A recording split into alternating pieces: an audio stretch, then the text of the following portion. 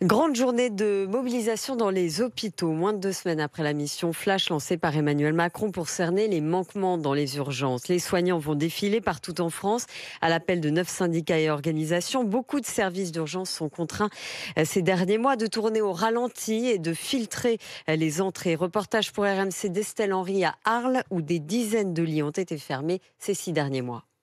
18h, Tristan sort des urgences. Faute de médecins en nombre suffisant dans sa ville, il a été obligé de venir à l'hôpital pour se faire soigner. J'ai passé l'après-midi ici et enfin, j'y suis tombé sur une urgentiste qui a fait quelque chose. C'est horrible. J'habite dans une petite ville à Port-Saint-Louis. Le seul truc qu'on peut faire, c'est une demi-heure de route minimum pour avoir les urgences ici ou Martigues. Un engorgement des urgences et un manque croissant de médecins, c'est le quotidien de Johan Guéry, jeune infirmier de nuit diplômé en 2020. Je savais que c'était un métier pas facile, mais d'un côté, je pensais pas qu'il y avait autant de problèmes au sein de l'hôpital. Parce que souvent, on se retrouve avec des personnes âgées qui doivent attendre très longtemps, qui attendent des fois 10 heures. Moi, je trouve ça pas normal. Le service du SMUR d'Arles tourne avec 4 médecins urgentistes équivalent temps plein, alors qu'il en faudrait au moins le double, selon Aude Grand-Mougin, médecin depuis 2011. Quand moi j'ai décidé de faire médecin, on savait que cette pénurie allait arriver. Il faut améliorer les conditions de travail pour que les gens aient envie de travailler dans la santé. C'est un travail où il y a plein de gens qui ont une vocation.